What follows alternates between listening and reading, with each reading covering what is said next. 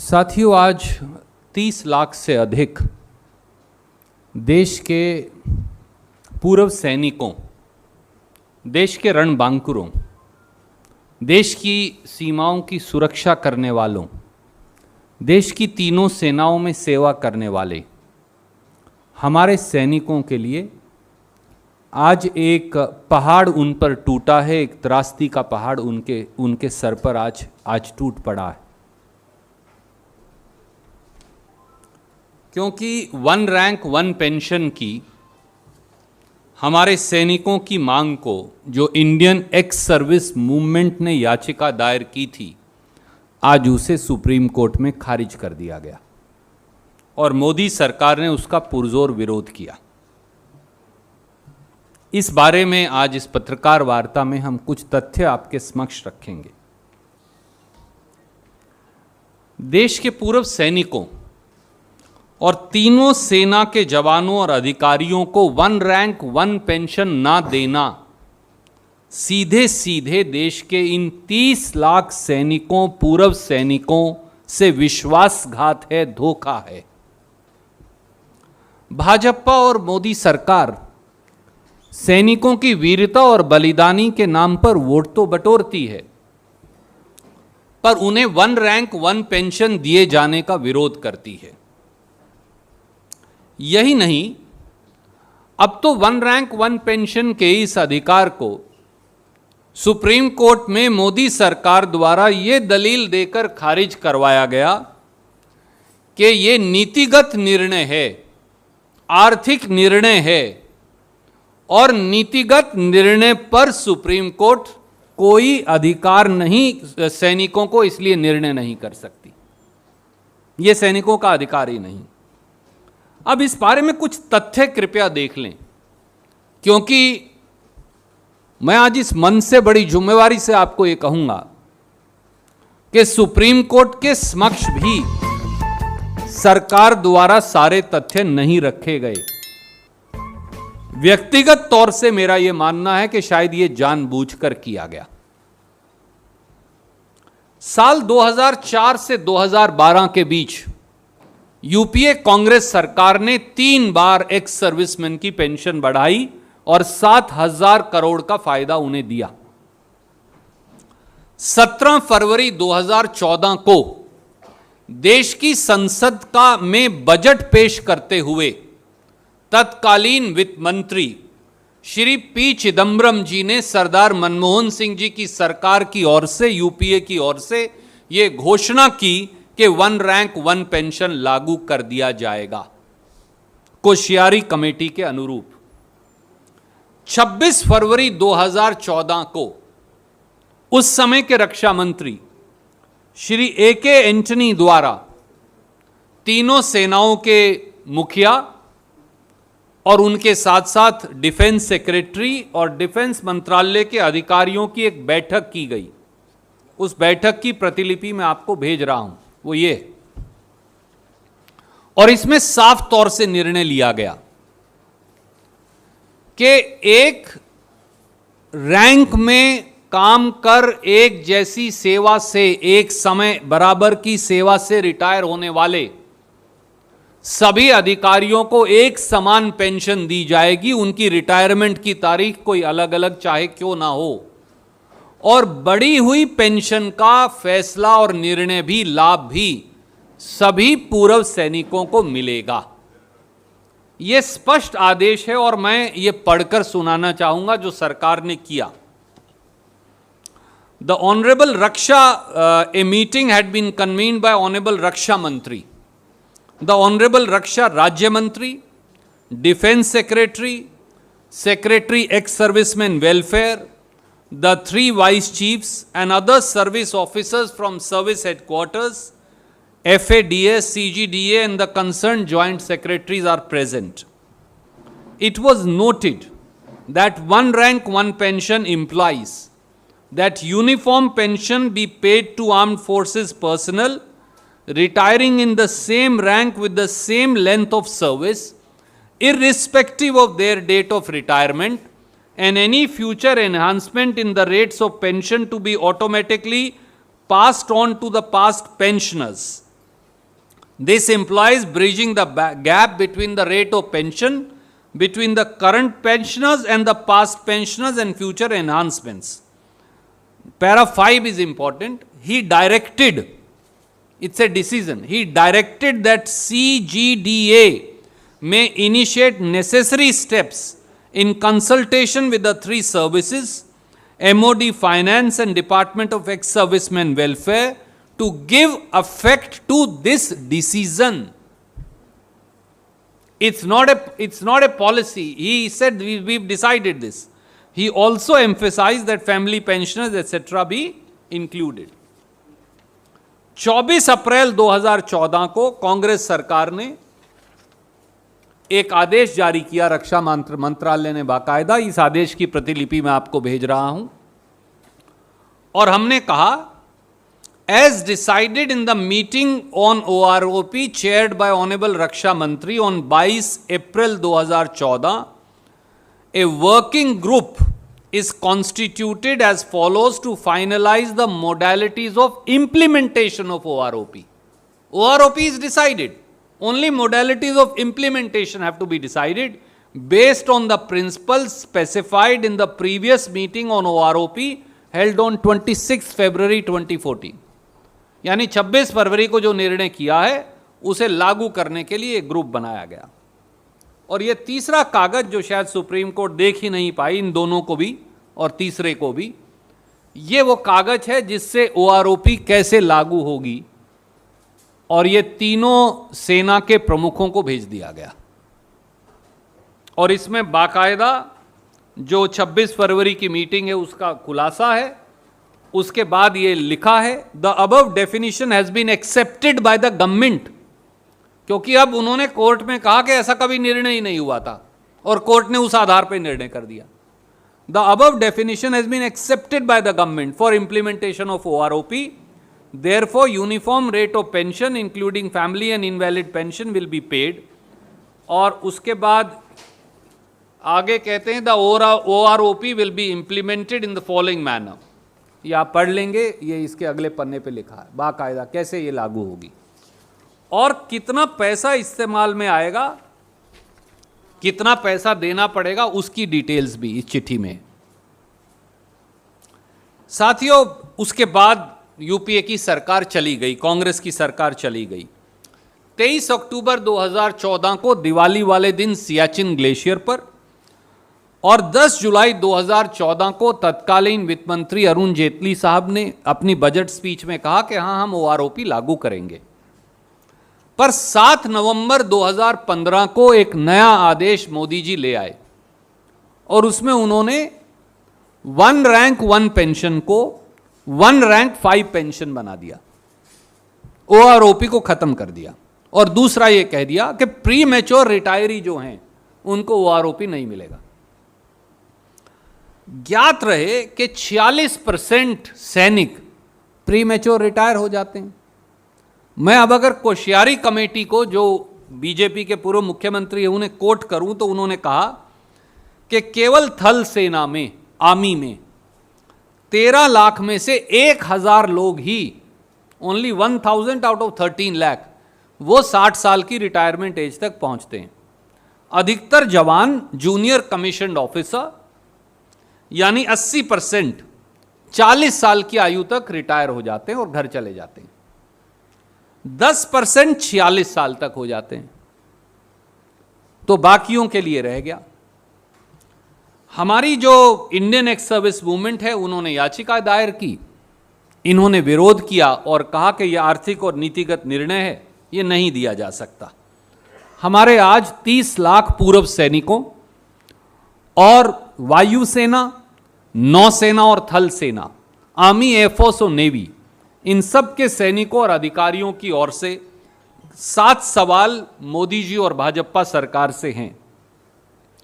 क्या 30 लाख पूर्व सैनिकों को 1 रैंक 1 पेंशन से जानबूझकर वंचित करना देश की सेनाओं से विश्वासघात नहीं? नंबर 2, क्या कारण है कि मोदी सरकार ने सुप्रीम कोर्ट में OROP का विरोध किया?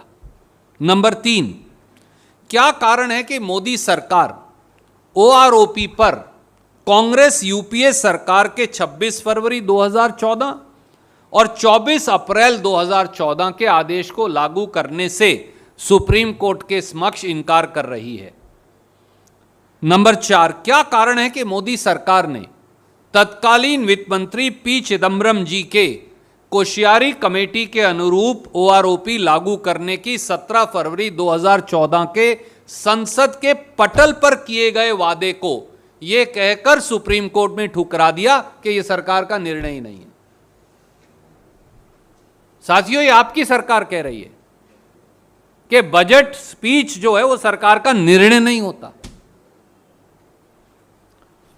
5वां, क्या कारण है कि मोदी सरकार ने तत्कालीन रक्षा मंत्री ए.के. एंटनी जी द्वारा 26 फरवरी 2014 को की लिए गए निर्णय को सुप्रीम कोर्ट के समक्ष यह कहकर ठुकरा दिया कि यह सरकार का निर्णय नहीं है। 6ठा सवाल, क्या कारण है कि यूपीए कांग्रेस सरकार द्वारा ओआरओपी सभी हमारे पूर्व सैनिकों को देने के निर्णय को बावजूद मोदी सरकार ने इसे बदल दिया और इसे लागू करने से इनकार कर रही है। और 7वां और आखिरी सवाल कि क्या 5 राज्यों में छाती ठोककर ओआरओपी लागू करने के निर्णय के बदले वोट बटोरना महज एक चुनावी जुमला था। आदरणीय प्रधानमंत्री जी, रक्षा मंत्री जी, देश के 30 लाख से अधिक पूर्व सैनिकों और देश की तीनों सेनाओं में काम कर रहे सैनिकों और अधिकारियों की ओर से हम अनुरोध करते हैं कि 1 रैंक 1 पेंशन को कांग्रेस यूपीए सरकार के 26 फरवरी 2014 और 24 अप्रैल 2014 के अनुरूप कृपया करके लागू करें। यह हाथ जोड़कर आपसे अनुरोध है। प्रजातंत्र में चुनावी जीत, आप 4 राज्यों में जीते हैं, हम हारे हैं। प्रजातंत्र में चुनावी जीत वादे करने के लिए होती है, ना कि सैनिकों, पूर्व सैनिकों को छलने के लिए। उम्मीद है कि सरकार इस पर पुनर्विचार करेगी और मैं केवल सुप्रीम कोर्ट के निर्णय के एक पैरा की तरफ आपका ध्यान आकर्षित करूंगा। उन्होंने ये निष्कर्ष निकाला, in the present case discussion took place within the government and even as of 26 February 2014 the meeting chaired by the Minister of Defence set out broad parameters of the decision while leaving it to the CGDA to ensure necessary steps in consultation with the 3 services to give effect to the decision. The meeting envisaged that family pensioners etc. all this is clearly suggestive of the fact that in the evolving decisions which were taking place, a formulation of the precise modalities were finally accepted on 7th November. अब साहब, इससे स्पष्ट निर्णय तो कोई हो ही नहीं सकता। शायद अदालत को यह पत्र कभी दिखाया ही नहीं गया। जब साफ निर्णय किए गए और साफ निर्णय करके ओआरओपी कैसे लागू होगा, उसकी क्या फाइनेंशियल इंप्लीकेशन है, किस किस को कैसे मिलेगा, इस पर 1 नहीं 2 नहीं, बाकायदा उन्होंने A to N, the OROP will be implemented in the following manner, it says, and A to N, then it says इस तरह से ये लागू होगी और ये फाइनेंशियल इंप्लीकेशन है। तो ये देश के सैनिकों से विश्वासघात है और मोदी सरकार को देश के 30 लाख सैनिकों से जो वादे उत्तराखंड में किए, उत्तर प्रदेश में किए, गोवा, मणिपुर, पंजाब में किए, उन्हें लागू करना चाहिए, बजाय उनसे छल, धोखा और विश्वासघात करने के। ये हमारा अनुरोध भी है और ये देश के सैनिकों की आवाज़ भी है। कोई प्रश्न आप पूछना चाहें तो आप एक एक करके पहले इस विषय पर और फिर किसी और विषय पर पूछना चाहें तो आप पूछ सकते हैं। आपका स्वागत है। We'll first start with OROP and then we'll go elsewhere. As you say, we are sending you all these documents. अब ये मामला क्योंकि सुप्रीम कोर्ट से जुड़ा है, तथ्य आपके सामने है। मैंने तो कागजात रिलीज किए हैं आपको। ये वो कागजात हैं जो 7 सितंबर 2015 को तत्कालीन रक्षा मंत्री 5 सितंबर 2015 को तत्कालीन रक्षा मंत्री श्री ए.के. एंटनी द्वारा सार्वजनिक किए गए थे।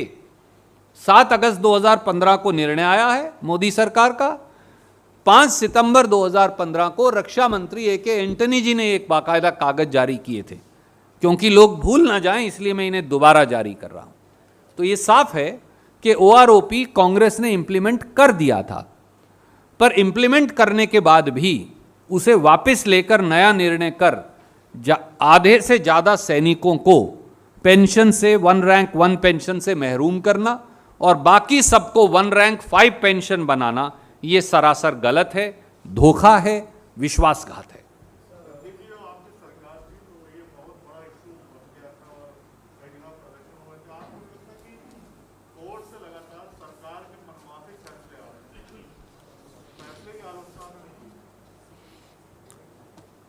सुप्रीम कोर्ट का यह निर्णय उचित नहीं, क्योंकि यह तथ्यों पर आधारित नहीं। सुप्रीम कोर्ट का यह निर्णय कहीं ना कहीं 30 लाख से अधिक सैनिकों और तीनों सेनाओं के हितों पर कुठाराघात है। सुप्रीम कोर्ट का यह निर्णय सरकार द्वारा नीतिगत निर्णय की दलील देकर और आर्थिक बोझ सरकार पर ना पड़े ये दलील देकर, और अदालत निर्णय ही नहीं कर सकती इसका, ये दलील देकर उसके बाद ये निर्णय आया है। क्या कारण है कि देश की सरकार, देश के प्रधानमंत्री जो सैनिकों की वीरता और बलिदान पर वोट बटोरते हैं, भारतीय जनता पार्टी जो वीरता और बलिदान की दुहाई देती है, हर रोज हमारे शहीद सैनिकों की फोटो लगाकर वोट मांगते हैं, जब उन्हें रिलीफ देने की बात आती है तो सुप्रीम कोर्ट में ये जाकर कहती है कि 1 रैंक पेंशन का अधिकार ही नहीं है। This is a policy matter, this you can not decide it, this is the argument that is being given, और पूरे तथ्य भी नहीं है। The sacrifice of our soldiers is sacrosanct for all 140 crore Indians. But it is the bitter truth that Modi ji and Bharatiya Janata Party have been trying to make political capital out of the sacrifice of soldiers of this country belonging to the 3 armed forces. Why is it that when it comes to taking credit for their sacrifice and consequently collecting votes, Modi government is in the forefront? But when it comes to giving relief and 1 rank 1 pension to our soldiers and ex-servicemen, Modi government causes obstruction in their way by telling the Supreme Court it is not the right. 1 rank 1 pension, they say, according to BJP, is not the right of our ex-servicemen. They say it's a policy matter that will have financial implication, and that's why court should not direct.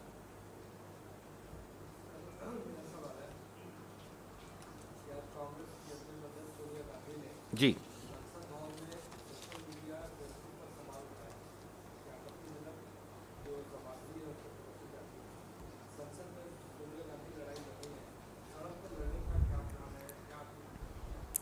आदरणीय कांग्रेस अध्यक्षा श्रीमती सोनिया गांधी जी ने आज देश का ध्यान एक अति महत्वपूर्ण मुद्दे की ओर आकर्षित किया, जिसमें बहुत बड़े धनवान धनाढ्य व्यक्ति, उनके साथ फेसबुक जैसे, मेटा जैसे सोशल मीडिया प्लेटफॉर्म, जियो जैसे सोशल मीडिया और टेलीफोन कंपनियां और भारतीय जनता पार्टी मिलकर प्रजातंत्र और चुनाव को प्रभावित करने का कुप्रयास कर रही हैं। 2-3 तथ्य बिल्कुल सामने हैं। पहला तथ्य, फरवरी 19 से नवंबर 2020 के बीच फेसबुक पर 5,76,000 इश्तिहार दिए गए। उनमें से केवल आधे इश्तिहार ही भाजपा ने खुद दिए, बाकी आधे इश्तिहार कुछ कंपनियों द्वारा दिए गए, जिनमें एक न्यू जे है। न्यू जे जियो की कंपनी है। जियो जिस तरह से आगे बढ़ा है हमें मालूम है, और इस न्यू जे नाम की कंपनी एक फेसबुक पेज चलाती है जिसे लोग न्यूज़ पोर्टल मानते हैं, और ये भारतीय जनता पार्टी के एक नेता के भतीजे की कंपनी है और फंडेड है जियो से। पर यह कंपनी नुकसान में है, कोई आज तक पैसा कमाया नहीं। पर इसके सारे इश्तहार राहुल गांधी जी कांग्रेस पार्टी के खिलाफ दुष्प्रचार और भारतीय जनता पार्टी को प्रमोट करने पर सारा इश्तहार लग रहे हैं। तो स्वाभाविक तौर से ये भाजपा की ओर से काम हो रहा है। पर पैसा कौन दे रहा है? पैसा इस न्यूजे में जियो कंपनी का लगा है। इसी प्रकार से जुपिटर कैपिटल नाम के कंपनी के पेजेस हैं। भाजपा के मंत्री हैं राजीव चंद्रशेखर जी, ये उनकी कंपनी है। और न जाने और कितने लोग हैं, और वो न्यूज़ चैनल के मालिक भी हैं, और न जाने और कितने और लोग हैं। तो क्या अब बड़े बड़े धनवान लोग, इस देश में अरबों खरबों रुपया रखने वाले लोग, सरकार के साथ मिलकर फेसबुक जैसे सोशल मीडिया प्लेटफॉर्म जिसकी बहुत पकड़ है या पहुंच है, मैं कहूं पहुंच है वो सही शब्द होगा, उनका दुरुपयोग कर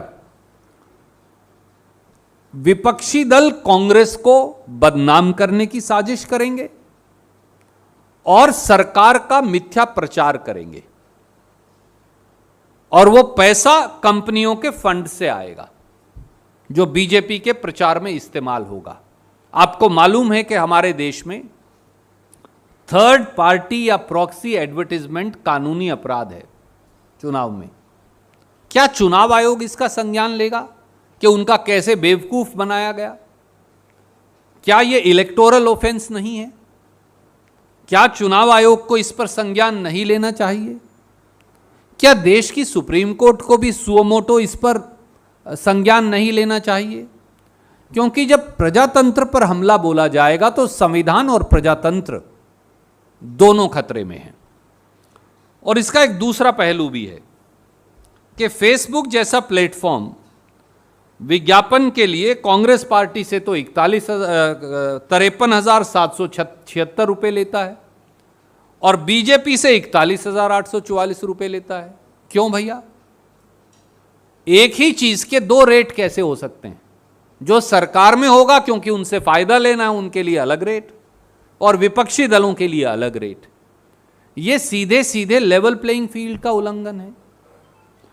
और फेसबुक ने जब उनकी अमेरिका में जांच हुई तो उन्होंने कहा कि वो जब तक सोर्स नहीं पता चलेगा या third party proxy advertisement permit नहीं करेंगे। उसका हवाला देकर कांग्रेस समर्थित तो 687 पेजेस को बंद कर दिया, पर बीजेपी के कितने पेज बंद किए? एक। 687 बनाम एक। यह दर्शाता है कि देश के जो मौजूदा हुक्मरान हैं वो अलग अलग तरीकों से संविधान और प्रजातंत्र दोनों के खात्मे में लगे हैं। देश की जो संवैधानिक संस्थाएं हैं, वो चुनाव आयोग हो या फिर सुप्रीम कोर्ट हो, दोनों को इनका अपनी मर्जी से संज्ञान लेकर आपराधिक और कानूनी कार्रवाई करनी चाहिए। हमारा ऐसा मानना है।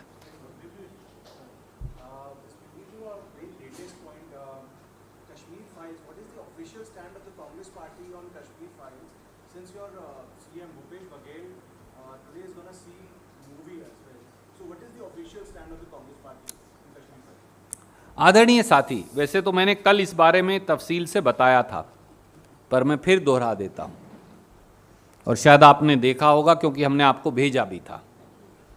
क्या देश के प्रधानमंत्री महात्मा गांधी बापू के आदर्शों को और कश्मीरी पंडित जो हमारे भाई बहन हैं उनके दर्द को अब केवल फिल्मों के जिम्मे छोड़ देना चाहते हैं? बस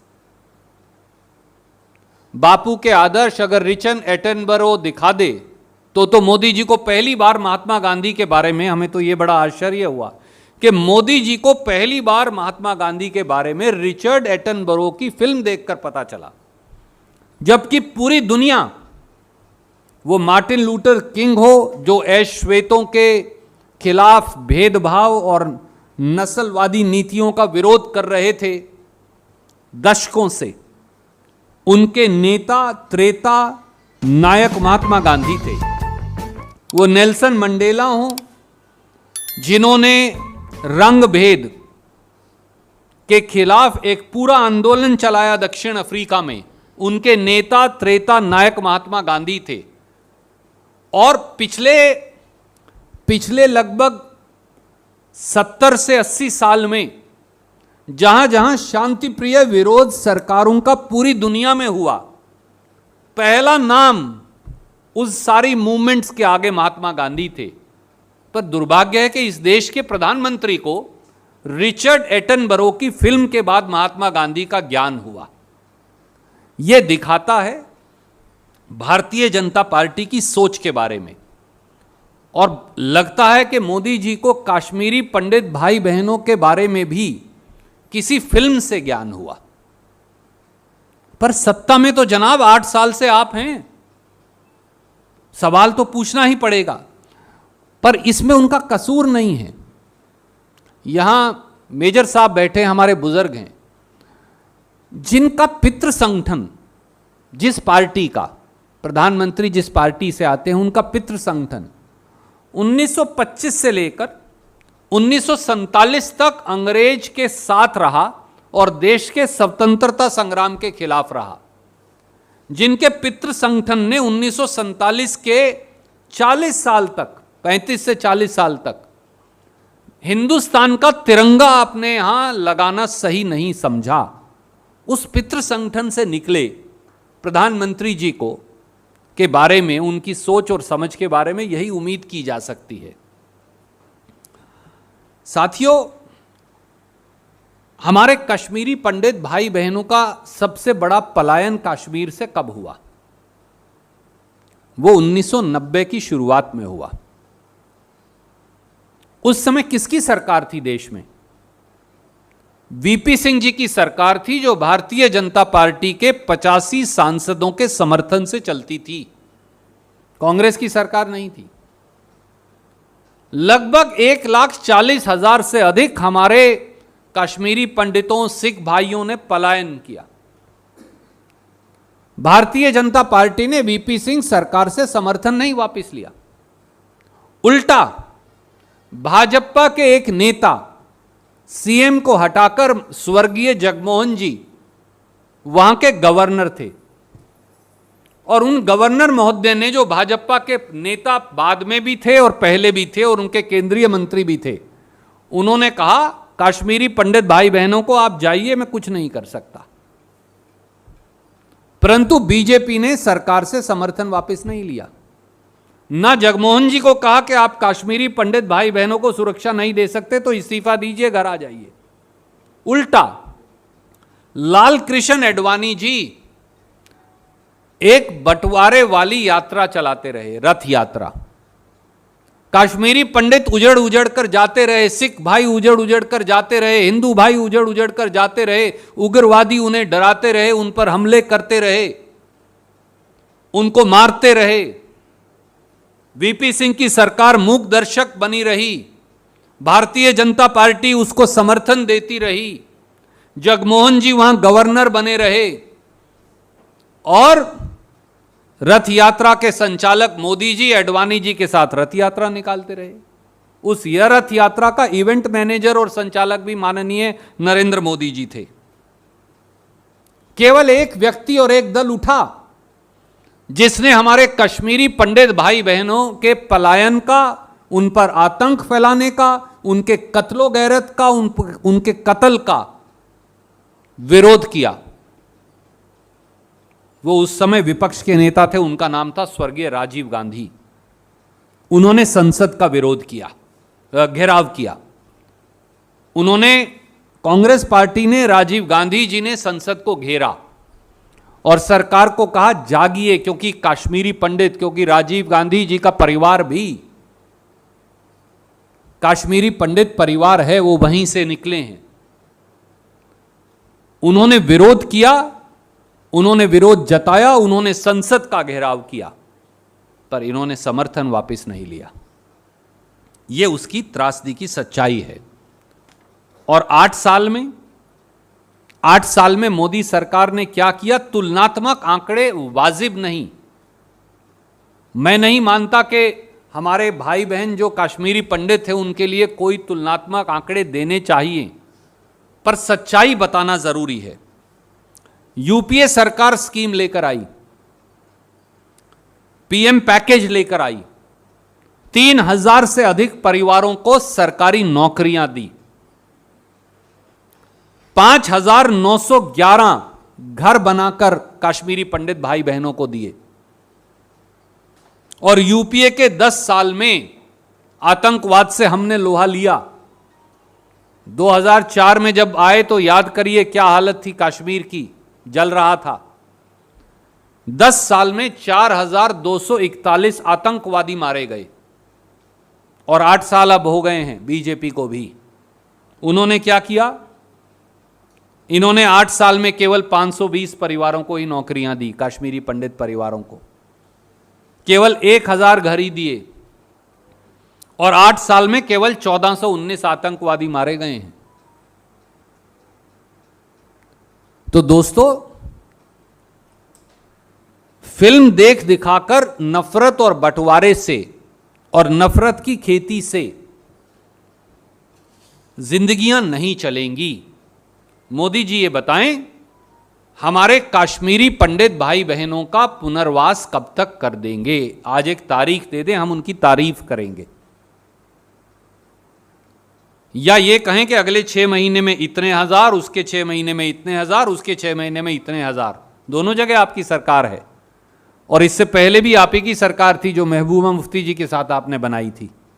आपने कितने कश्मीरी पंडित भाई बहनों का पुनर्वास किया? कितने कश्मीरी पंडित भाई बहनों को नौकरी दी?